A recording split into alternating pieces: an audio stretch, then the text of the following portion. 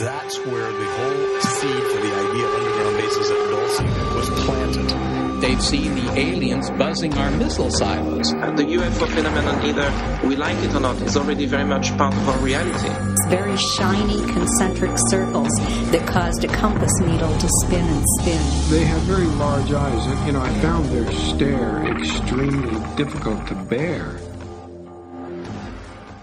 Hi, everyone. I'm with Evan Bernstein from the Skeptics Guide to the Universe. How are you doing, Evan? Martin, I am fine. How are you doing? I am doing great. I've had another podcast with Seth Shostak, so this is going to be, I think it's going to be an interesting segment with us. I want to talk about your podcast, which started a long time ago. Mm-hmm. I also want to talk about skepticism, because I do think that there should be skepticism out there for a lot of things, or actually we learn that way. It just depends on how far you take things. But let's talk a little bit about your podcast, first of all. Sure. It's called The Skeptics Guide to the Universe. Our tagline is Your Escape to Reality. And we've been producing the Skeptics Guide since May of 2005. We've got 390 or so episodes in the can. And we also ran for a little while a companion podcast called SGU 5x5, 5 Minutes with 5 Skeptics. Which has been, critically acclaimed, and we've had a great time doing it ever since.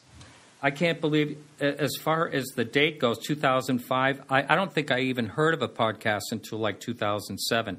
So how did you jump on so early?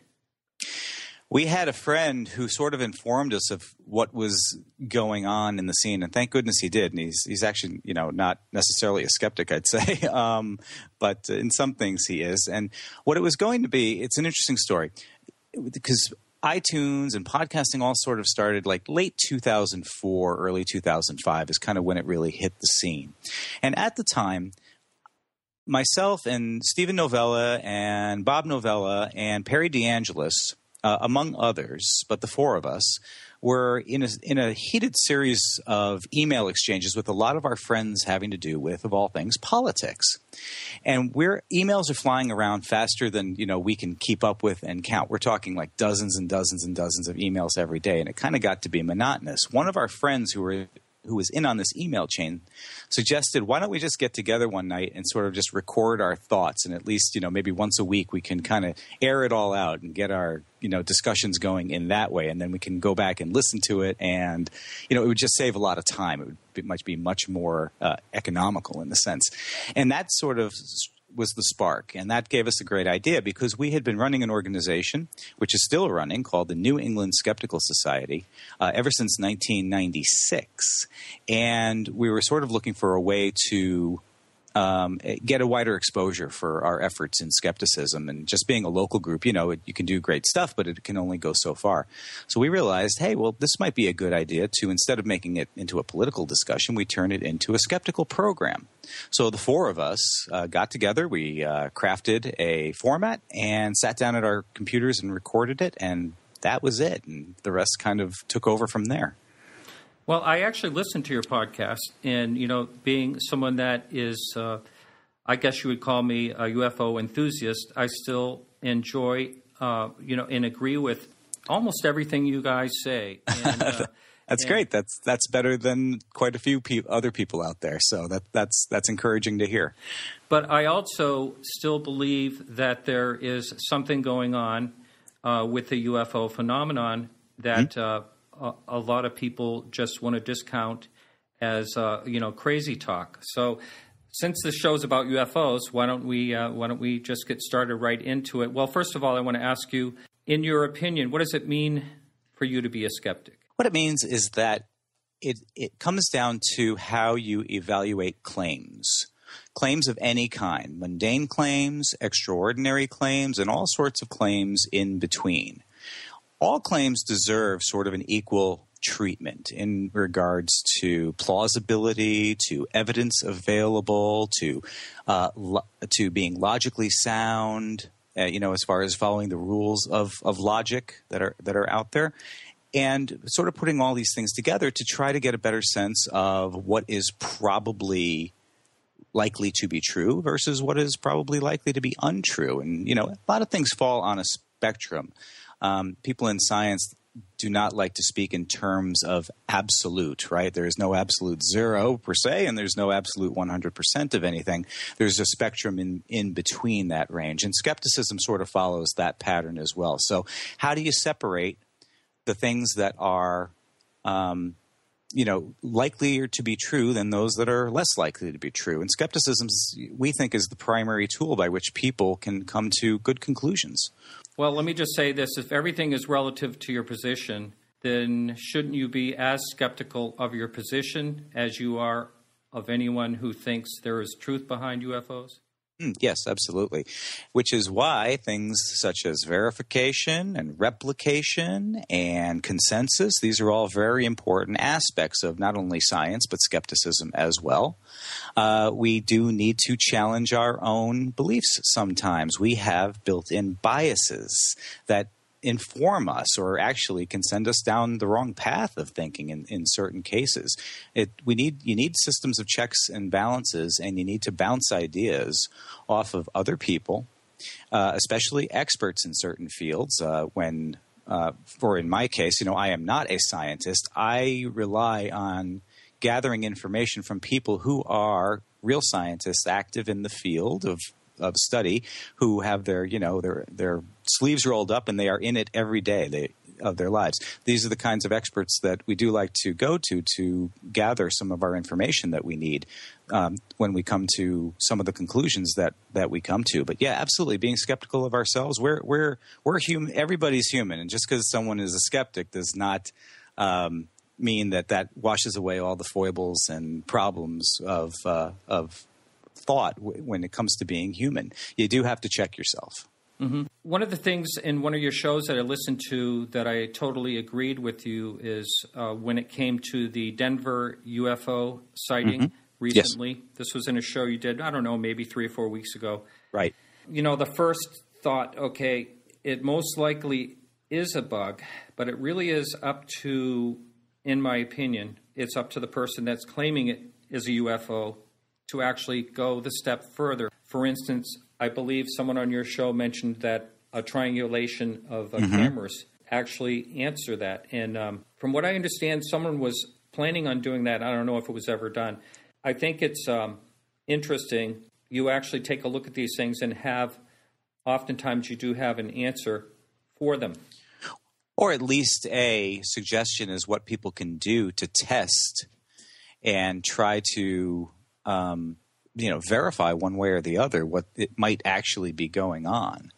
It's a very important part of the process. And what we had suggested, and we weren't alone in suggesting that. There were many other people out there who sort of came to the same idea of a way that you could possibly test whether this, was something unexplained or unidentified, or, a bug or some other creature.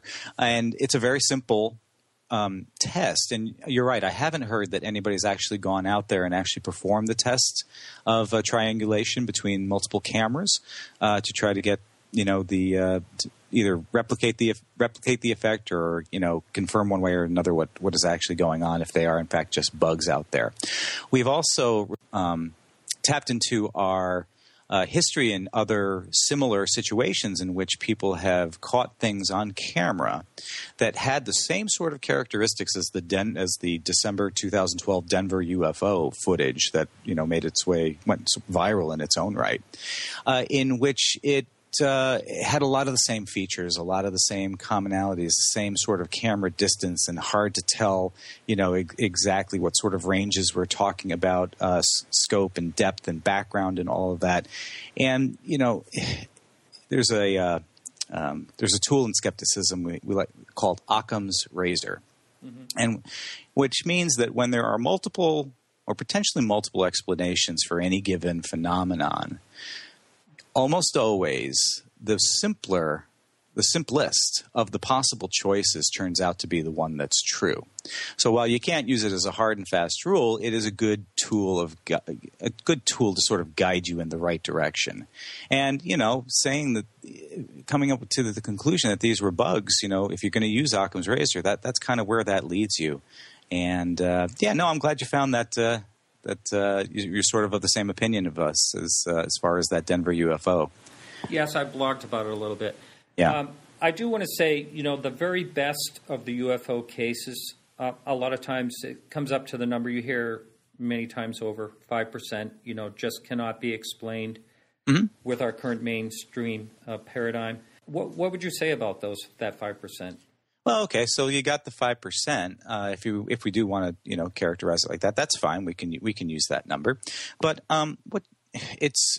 it's sort of a leap that you have to take if you're going to say because something is unidentified or we can't scientifically with hard evidence put our fingers on what is actually going on here. It's a leap to suggest that this might be something from some sort of craft or being that has traveled, who knows how far across the cosmos to come to Earth to sort of do these dances and tricks and shows on camera footage that we pick up. It takes more than that to be able to sort of draw that conclusion. But I think people sort of have a predisposition to come to conclusions like that because we have such a great – and this is just part of being human. And again, we are all human. Skeptics are just as human as anybody else. And they're – and while some people are skeptical at some things, they find out they're not so skeptical at others. And the point I'm trying to make here is that we like to sort of assign our own personal thoughts, our own personal desires, what we want to be true into things that are inherently unknown. We like to make order out of chaos in some way. And a way for us to rationalize it, in our brains is to sort of project something that is unknown. But, in that projection, we fill it in with something that we find desirable. And the desire for there to be other beings out in the cosmos that are communicating or in contact with us here on Earth is, I think, extremely desirable. I think you find 99% of the people in the world, I think, would find that a very, very desirable position. So when they don't know what something is, they have a disposition to sort of project that into the unknown. And, in skepticism, we're taught that that's not the proper way to go about it. You need more evidence than that. And you have to, if you don't have the evidence at hand or the technology is not available, well, you just kind of have to live with it to a certain extent and hope that either technology comes along one day, which can, prove things one way or the other, or that some more evidence becomes gathered in the future and we can compound that with the evidence we've already accumulated up to that time and come to a better conclusion as to what might possibly go on. I think that's a more responsible way of dealing with the 5% question. Well, what's your opinion on dark matter? Yeah, well, okay, I'm not a physicist. My opinion on dark matter is that of the ultimate layman. Yeah, dark matter is certainly one of the great mysteries of the cosmos that cosmologists, scientists are digging hard at trying to figure out exactly what might be going on there. It's unknown at the time exactly. We can't say for sure exactly what dark matter is. We know that scientists are able to measure it, and that it comprises, I think, from what I last read, it makes up about 23% of all the matter in the known universe. How they exactly arrived at that, I couldn't say, but if your listeners wanted to just do some double checking online for that, I'm sure they can come up with some more expert opinions that can explain how they've done the math to come up with that number. And there's a lot of research currently going on with that, the latest of which has to do with, and this was an article that was sent to us not too long ago, which I found fascinating, is that scientists in the laboratory apparently have achieved a less than zero temperature in the Kelvin scale, which was thought to be scientifically impossible for the longest time. But apparently, not only have they done it, they've gotten it to about minus 1/1000th of a degree Kelvin, which I guess before was sort of technically impossible, but they've done experiments and apparently they've done the replications, and other people have confirmed the math that yes, in certain circumstances you can get below 0 Kelvin, which, a few months ago was thought to be sort of, maybe one of the standards of physics, that you couldn't do it. Well, here we go. We've now have broken sort of through another barrier, and they're saying that this might actually tie in some ways to a better understanding of what dark matter is. So science is such a wonderful, wonderful tool in that regards, and that it always it really punctures the boundaries and pushes forth new frontiers, and it allows us to add to our already accumulated set of knowledge that we've gotten. And yeah, we sometimes have to go back and sort of revise things a bit as to how we thought the universe, was working under the information we had at the time. But with new information requires a new assessment of things. Mm-hmm. One of the things that comes to mind is, we're out there exploring, and Kepler recently is coming up with, they think there may be 100 billion planets in our galaxy alone, never mind the rest of the universe. Mm-hmm. Our solar system is fairly young. I'm sure you know that. It's, 4 billion compared to what could be much older solar systems out there. Sure. We're out there exploring now. We're on Mars. Why would the skeptic think that it's not possible, or some beings from another, say, solar system may be visiting us? Yeah. Well, I wouldn't say not possible. I would rather phrase that as highly improbable, or I wouldn't even call it implausible. I'd say just the odds are against it, because there's so much going against it from what we understand of the physical universe. We haven't found a way yet to, get through the whole speed of light limitation, the cosmic constant of the universe. So to understand the universe and the cosmos based on those scales, we're talking about having to travel some pretty far distances in very long amounts of time in order for what would be aliens, for lack of a better term, to come and visit us. Now, that doesn't mean it can't happen. It just means that there are a lot of factors going against it having so far happened, or may not actually happen anytime in the near future. But again, our understanding of the cosmos is imperfect, as we talked about just a little while ago, and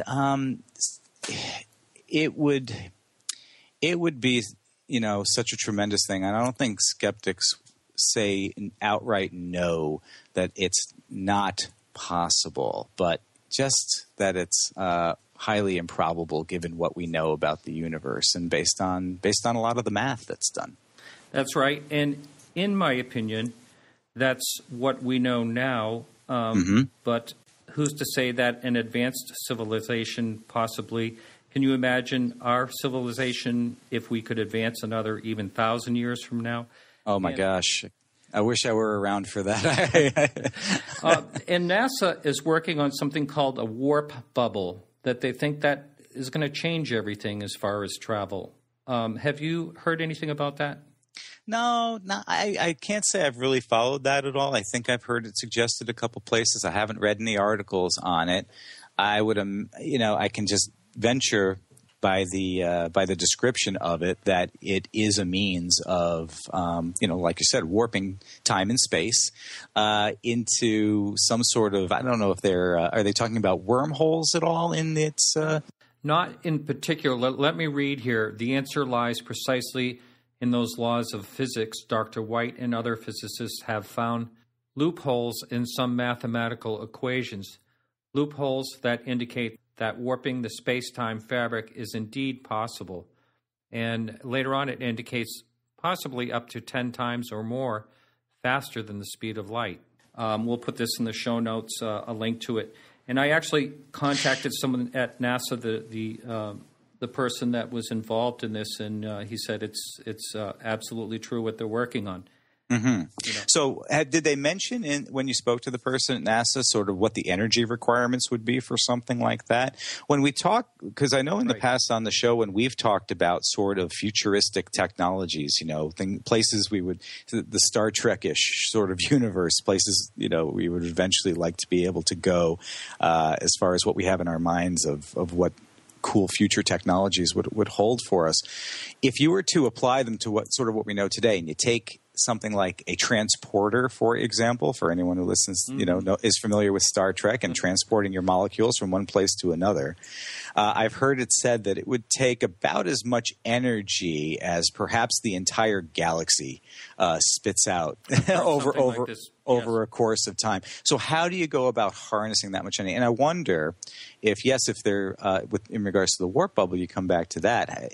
Is this something that requires such large amounts of energy that we could that it's not in our near future to make this happen, or if it is something that they feel, well, maybe nuclear technology somehow would play a role in it, and it could be feasible in within a few generations or something like that.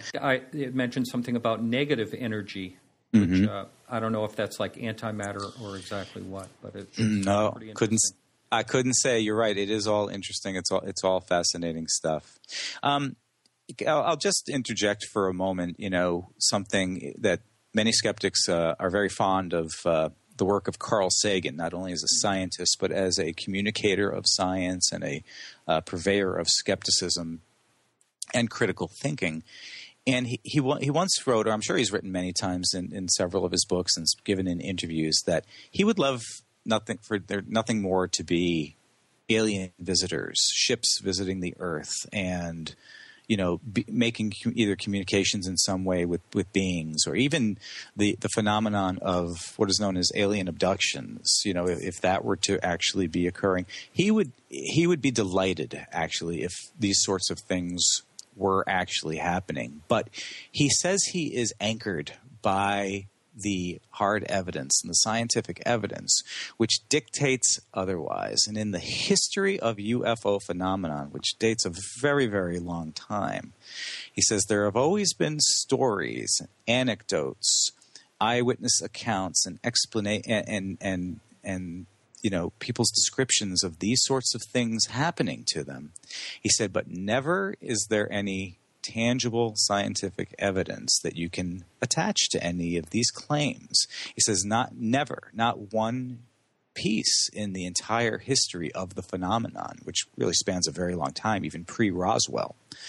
So, and we as skeptics, agree with that opinion and that sort of cautiousness. And caution when it comes to, again, the difference between wanting things to be true, yet at the same time being tethered to the evidence we have at hand, which suggests otherwise. I hope that makes sense. I understand what you're saying. There's supposed to be, now I have never seen this documented, but somewhere between 3,500 and 5,000 trace landing cases, trace evidence landing cases, where there was radiation or some type of burn areas and places like that. There's also radar tapes of objects flying much faster than anything that our technology can offer, as well as making right-angle turns, something that a natural phenomenon, say a fireball or something like that, could never do. Have you ever looked into any of these things?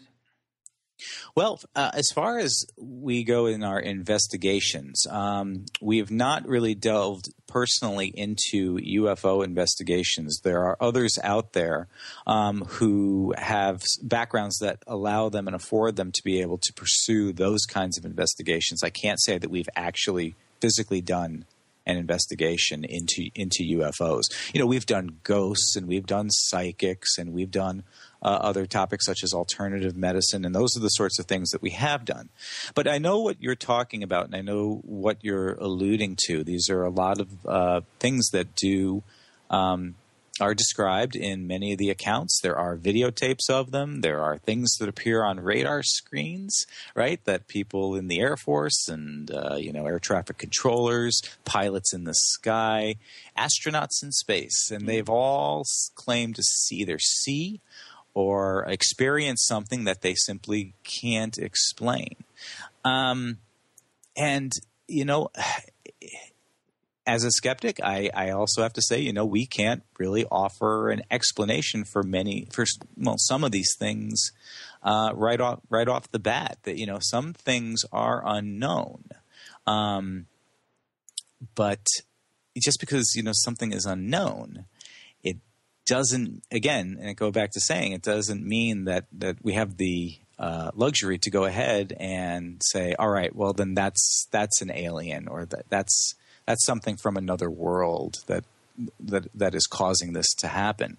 It's too far a step to be able to take, and we need more evidence. We need corroborating evidence. We need physical evidence. We need scientific evidence that follows the rules of logic and stands up to scientific scrutiny. As Carl Sagan used to say, again, I don't mean to quote him so often, but he is sort of one of our go-to guys in this.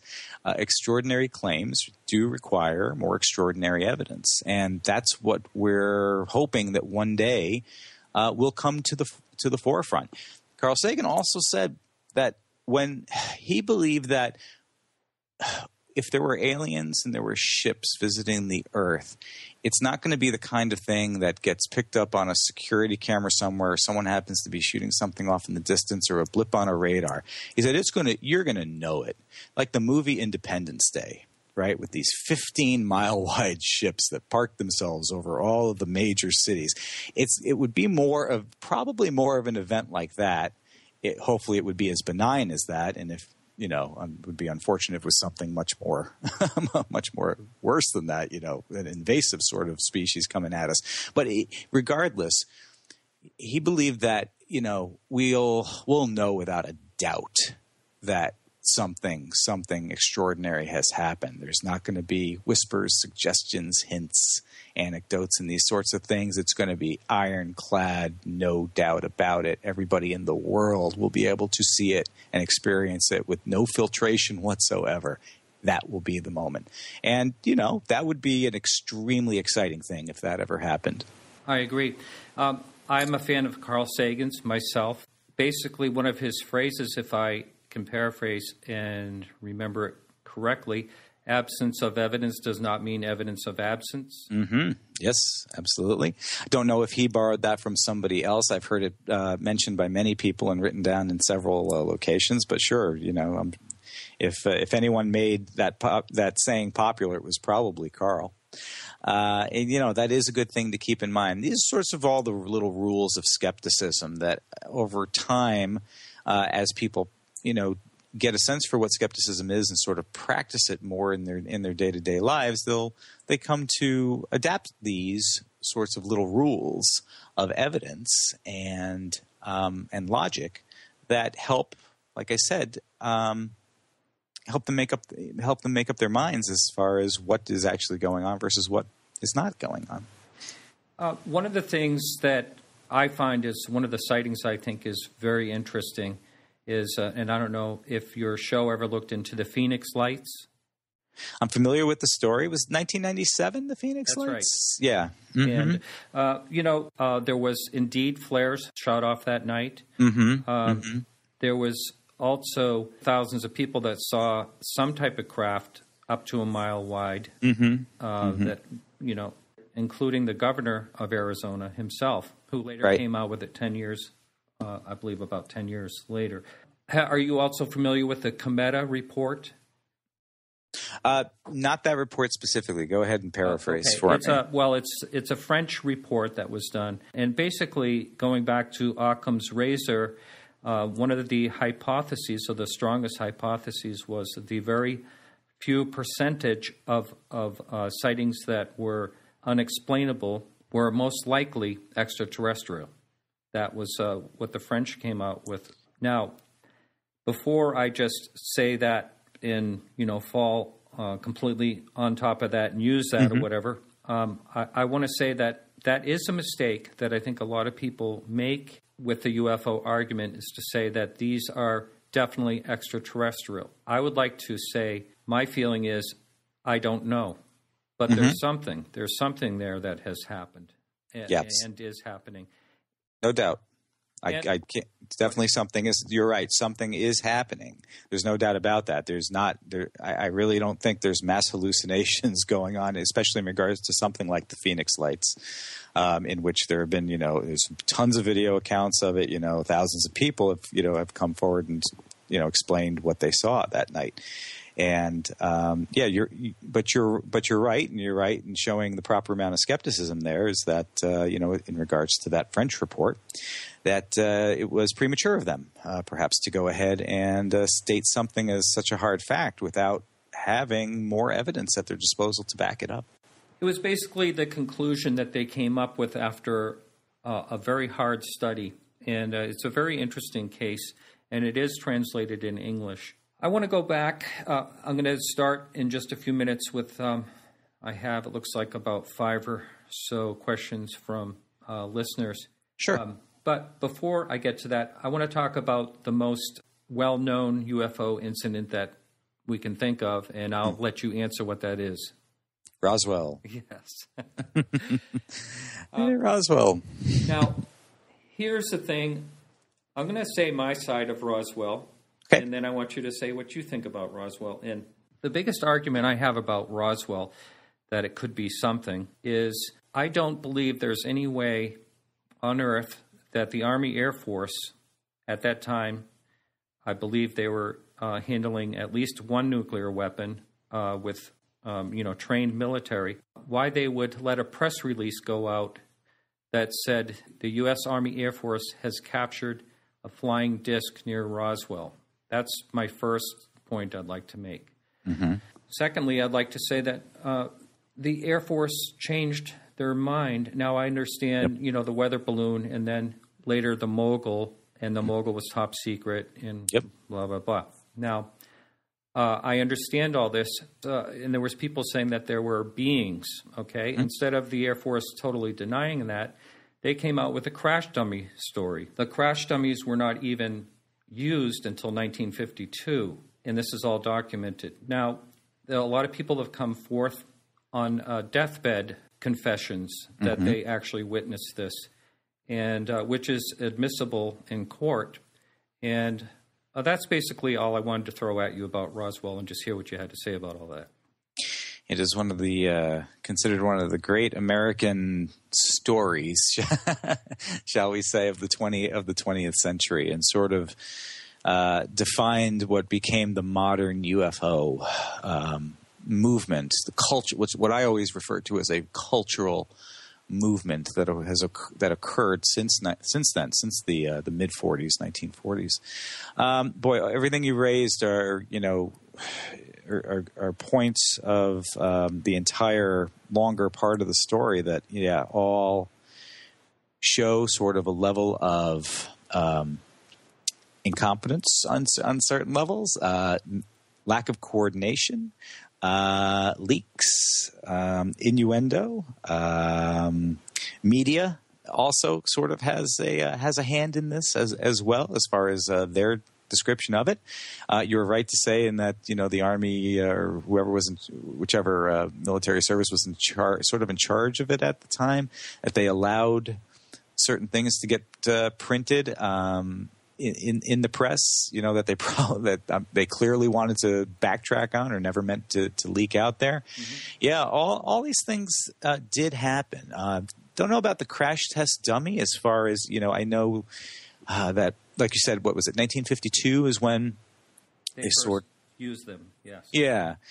But, I mean, is it at all possible, and I don't know that much about the dummy part of the story, is that they may have had something else before something was actually officially designated as sort of a crash dummy, as, a scarecrow or something else, right? That had no perhaps official designation, but was a precursor to what we know as the crash dummy. Perhaps it was something along those lines. Now, that's speculation on my part. I have to point out. I'm just thinking aloud as to what other possible things there could be. And people's, as far as deathbed confessions and people, speaking once they sort of felt they were disconnected enough from the events of the time, we have lots of evidence from other instances in history in which people's recollections of things turn out not to be sometimes even close to what actually occurred. And an example I'll use is the JFK assassination, which was really also one of the most seminal moments and unfortunate moments of the 20th century. And Gerald Posner, who we've interviewed on our show before and who has written a book called Case Closed, and he made back in the mid-1990s, and he sort of made the argument or helped solidify the argument that the assassination of JFK was done by, yes, a lone shooter. He backed it up with a lot of hard evidence, a lot of scientific evaluation, a lot of testing and research was done, and those were the that's what he was left with once he did his many years of research into the topic. All that was left, all the conspiracies fell apart, all of them. Now, how this relates to Roswell is this: the day of the assassination, newscast crews were out and about in abundance, and they were interviewing people, and there is footage of people being interviewed, dozens and dozens of people. What they did, or what somebody did back in, this was 1963. In the 1970s, there were reporters and other people who went back to those eyewitnesses. I mean, you're there at the moment. Something so huge has happened, right? That it's one of the touchstones of American history. You were there. Of course, you're going to remember everything about that because that is burned into your brain. There's no way you could possibly get it wrong. Well, guess what? 10 years later, they go back and they interview these people and they ask them to recount for them their thoughts and their remembrance and their memories of the day and the details. And a lot of them got it absolutely wrong. They couldn't remember 10 years later what they had told reporters at the time in 1963. Their stories had changed entirely, and that was one of the most seminal moments, and only over a 10-year period. So you take that and you contrast it to the folks who were working on Project Mogul or at Area 51, at the time, and they were under hush-hush secrecy, and it was all a very, very different time. Cold War tensions were starting to rise, and all of this, the nuclear arms race, atomic age, all of that. These folks are 40 years later removed from that, 30 or 40 years later on their deathbed confessions. I mean, I can't say how reliable what those people are saying is going to be 30 years after the fact of kind of some things they may or may not have saw in the buildings at the time. Roswell today, like I had mentioned earlier, has this culturally saturated in certainly American culture and arguably cultures of the world, with the UFO phenomenon being what it is. And it took time for that sort of to become that way. And as the myths of Roswell sort of have grown and grown and grown, we haven't really. There's a wonderment to it all, a fascination of the whole story, in which we really want there to have been ships, we really want there to have been bodies, we wanted it to be more than just weather balloon, satellites balloons, carrying top secret equipment at the time for weather evaluation and so forth. That I'm not surprised that 30 or 40 years later, these people who have been able to sort of become part of the saturated culture of what the UFO phenomenon is, are going back and then in that mode sort of saying, well, yeah, there were bodies there, and, I wasn't supposed to talk about it at the time, but I'm free to do so now, and here are my recollections. I have a hard time taking that as any kind of real reliable evidence. So those are my general thoughts about Roswell. Just getting back to the first question or the first point I made, why would you suppose the Army Air Force would say that they captured a flying disc? For lack of perhaps a better way of describing it, the disc and the Kenneth Arnold incident, in which newspapers had recently described what was a flying saucer in the Pacific Northwest part of the country. So I couldn't say as to what their mindset was at the time and why they did it. I think perhaps just for lack of a better term or a better descriptor at the time, and it was most likely something that it seemed very innocuous at the time. And you say things and you don't realize later what kind of impact it has once it goes out once the media has a chance to amplify it and sort of, hype it in a certain way that makes it sound perhaps a lot more fantastic than they ever initially intended it to be. I am sure that they wanted to downplay it as much as they possibly could, given the nature of the time and the business they were doing, and it just got away from them. The genie sort of escaped the bottle at that moment. Okay, well, fair enough on that. I have some listener questions, and I'll start right off the bat. What are your thoughts on the ridicule factor associated with the UFO phenomenon in relation to the mass media coverage?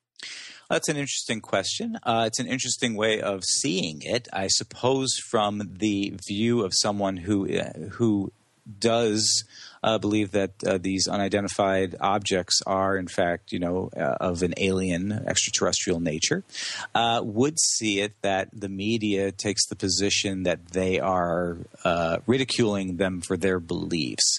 Whereas I think those of us on the skeptical side of this coin see it as the media is complicit in the perpetuation of the belief in extraterrestrial existence. I agree with some cases, certainly. Yeah. I've also seen the media ridicule. Say there's two reporters talking among themselves, about it and how ridiculous it is. I've seen that as well.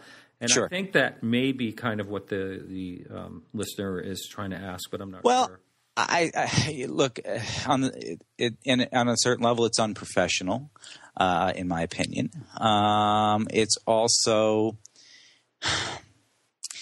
I don't to what end do these stories, the news coverage of UFOs, what sort of purpose does it serve? I think that question needs to be asked as well.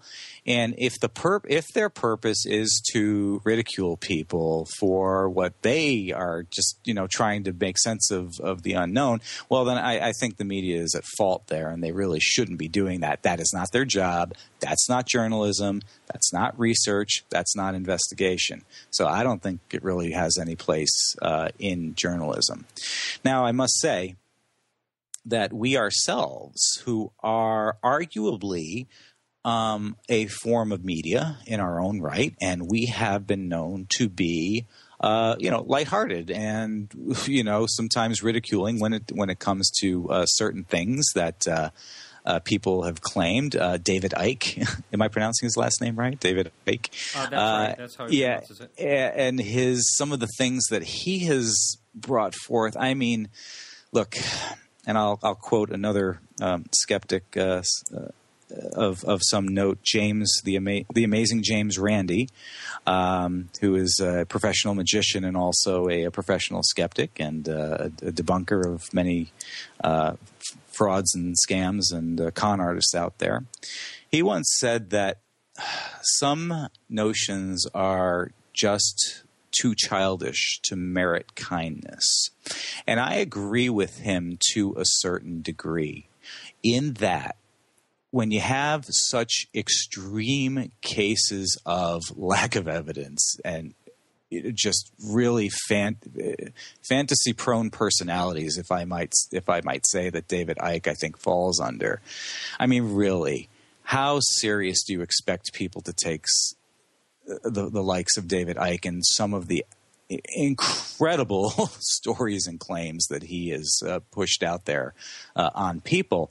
And I think that the heavier you're going to lay on that kind of sauce on people, you deserve some ridicule, I think, and you deserve some really sharp critique for that sort of what I would consider irresponsible behavior. So, like everything else, it falls on a spectrum, but in a general sense, the journalism. The media needs to do a better job of restraining themselves from that sort of behavior. It just doesn't serve any purpose. Okay, I agree, basically. I think the bottom line is there are fringe people out there when it comes to UFOs, but there's also people like me that are just looking for an answer. Mm-hmm. Yes.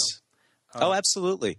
Absolutely. And that's an important distinction, I think. And we do try hard not to ridicule individuals for their individual beliefs. And we feel very strong. We've always felt this way, even before the podcast, sort of when we got together and decided to make a local skeptics group, is that this one of our main points was going to be we're not going to put people down individually for the things that they believe, whether it comes to religious beliefs, pseudoscientific beliefs, and so forth, because it serves no purpose to do so. If what we're trying to do is really make people aware that there are different ways of looking at things in the universe and helping people to come to perhaps some different conclusions than what they're predisposed to.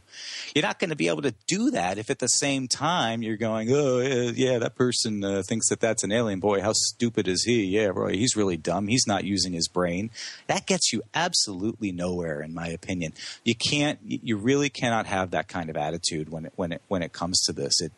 Frankly, it makes yourself, if I were to adopt an attitude like that, it would make a lot of my opinions, I think, less valid in a certain sense. Those sort of ad hominem attacks, they really don't have a place.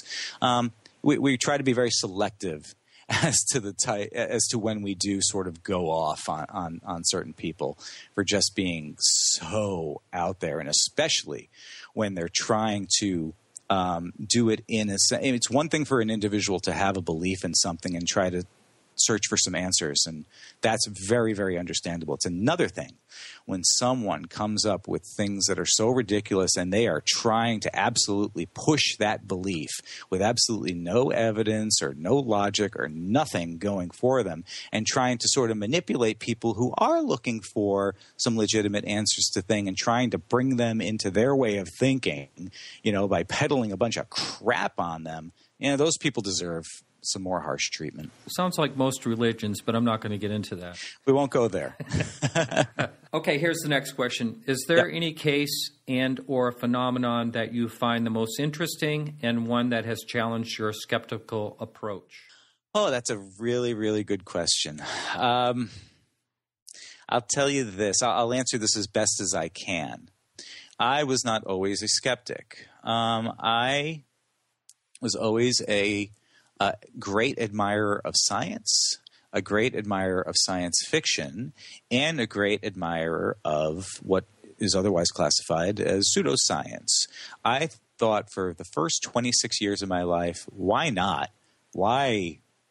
I can't see any reason why there couldn't be ghostly activity in old haunted houses. I couldn't see any reason why there couldn't be UFOs in the sky. I couldn't find any reason why its psychics' abilities to talk to the deceased couldn't possibly happen. All of it was fair game. At the same time, I never abandoned my understanding of science, and like I said, I still had a great affinity for it and understood how it worked. But I thought I could have it all, in a sense, have it all, until I sort of stumbled upon skepticism through some of my friends. And I had to sort of take a good hard look one by one at a lot of the things I had thought in the past. And, I applied some skepticism to it, and it turns out they just sort of fell by the wayside for me.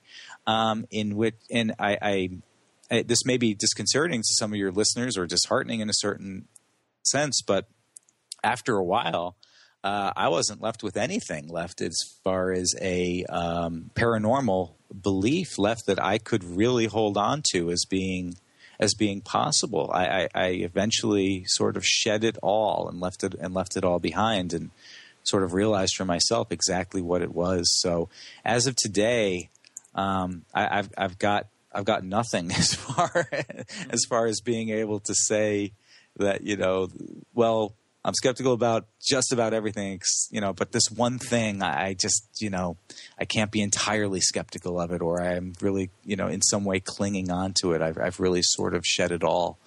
Okay. That's just me. That's a fair answer. Number 3, what are your thoughts when mass sightings occur, such as Phoenix Lights, Rendlesham Forest, Hudson Valley sightings, etc.? We sort of covered that earlier, didn't we? Yeah, we did. I'll throw in something, though, here a little different that we didn't cover, and it's the Hudson Lights. Are we talking 1985? 1986, I think that 1986, was. Okay. Oh, but you may be right. I think it was actually repeated, I believe.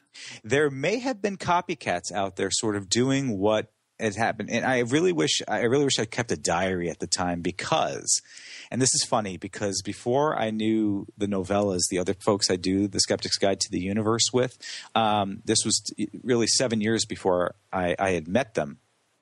We each, in our different parts of the state, one night saw the exact same thing in the sky, in which it was a perfect sort of formation of lights that were just, going about their own business in the sky. And it was too perfect a formation. Now, I'm not sure if these are the actual Hudson ones or something that happened similar just around that same time. And some folks were trying to do it sort of as a copycat based on the news reports of the Hudson Lights. I can't recall exactly. But in any case, we both, each in our own, remember seeing it that night. And each of us were dumbfounded. We didn't know what the heck was going on, and for a long time we didn't figure it out until some people basically confessed that they were part of it. A formation of certain kinds of planes that ran their lights lined themselves in a certain pattern so that their lights would appear to be something that was perhaps maybe larger than it actually seems, and they flew in that perfect formation. So mass sightings, those are what. How can so many eyes be wrong, right? So many people saw these things. How could all those people be wrong? Well, you know what? In cases, a lot of people can be wrong and misinterpret the same thing. And again, they're just trying to make order out of chaos. That's how our brains work.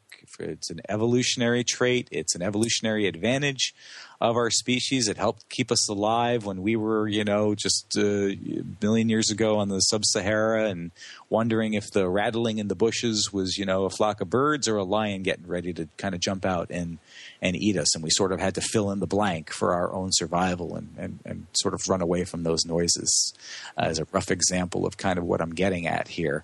And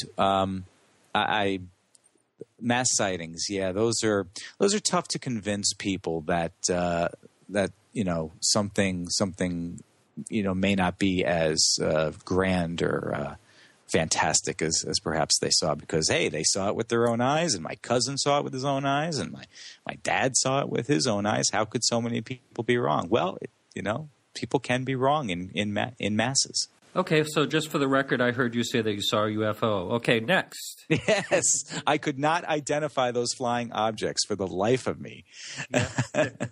Okay, now this is a long question. A lot of people interested in UFOs focus on trying to discover what's behind the mystery, but skeptics seem to be focused on demeaning people's efforts and beliefs. Why would someone put their energy into that without first doing the legwork to see if there might actually be truth to the phenomenon? It's as much a matter of belief to them as anyone else. Well, we touched on this a little bit earlier. Demeaning, yes, skeptics should not be demeaning in their criticism. What should be a constructive criticism of the evidence or claims put forth by the proponents of alien visitations and UFOs and these sorts of things. But to you can't really paint a broad stroke with that brush. You can't call all skeptics demeaning. Some of us are very conscious about that. Now, there are others. Yeah, there are other jerks out there that, they claim to be skeptics, or they have, they're called pseudo-skeptics, wouldn't you call? Right. Yeah, I probably would do that.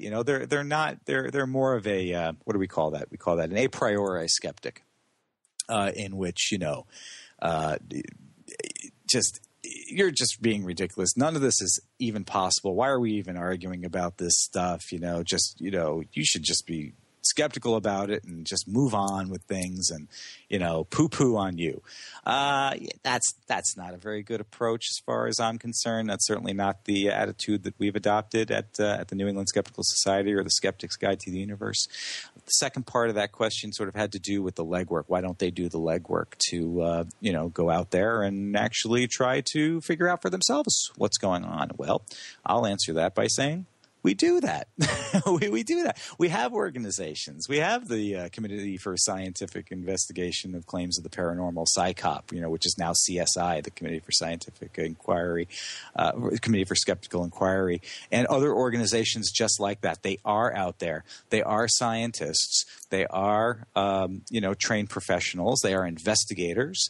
They've written books. They've been on the investigations. I mean, Joe Nickell, if your listeners will Google the name Joe Nickell, Nickell, my gosh, he is prolific in the amount of writing he has done. And he is one of the people who's been out there for 4 decades, rolling up his sleeves and actually going to the haunted houses and going to the Nazca lines in the desert to investigate them, and going to the pyramids and what phenomenon claims are going on around the pyramids and UFOs. And he's just one example.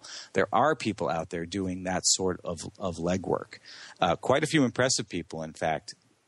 Is it simple debunking, or is it actually looking into? Oh, no, it's actual investigation. It's, in some cases, these things take many years, and they do some really, really hard work. They try to collect as much evidence as they possibly can for the claims that are being proposed. And just a question. I'm sorry, I interrupted you a little. Who is funding Nichols, for instance?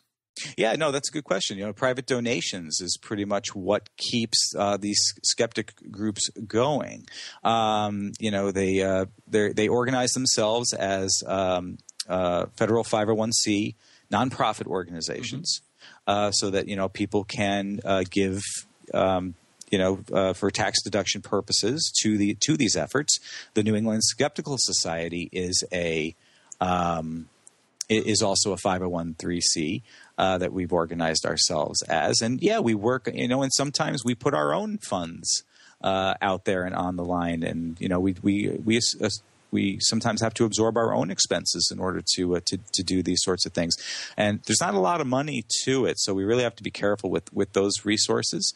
But that work is definitely being done. Philip Klass. I mean, have you read any of Philip Klass's? Oh, I know who he is. Books. I mean, there's a perfect example for your listeners. If they haven't read any books by Philip Klass, I really strongly suggest that they do go out there and read any of his books. UFOs, the skeptical treatment of UFO investigation has been, was his sweet spot. It's what he half his career sort of was centered around it. So he's just one of, again, many people who have done this sort of work. So yes, there are people out there doing this legwork. I can feel a lot of people out there cringing right now when you mention Philip's name. He stepped on a lot of toes. Evan, you've been absolutely fantastic. You're actually a friendly skeptic, and I really appreciate having you on the show. Oh, Martin, thank you so much. I appreciate you contacting us and asking one of us to be on the show. And it was my pleasure to represent the Skeptics Guide to the Universe. And if it's okay, if people would like some more information about our show, our website is theskepticsguide.org, O-R-G. Give us, check us out, give us a listen. And, we'd love to hear everyone's feedback as far as your listeners in your community, as far as what they think about the efforts we're putting forth. So I appreciate it, Martin, very much. So that's it for our show today with Evan Bernstein. A couple of quick announcements. You can support our show. We have a PayPal donation button on our sidebar. Our website is podcastufo.com. You can also support us for free by leaving a review on iTunes or telling some of your friends about us. You can follow us on Twitter, or you can like us on Facebook. You can also contact me at martin@podcastufo.com. You can leave a comment under any of our podcasts right on our website. Thank you for listening. I hope it was enjoyable.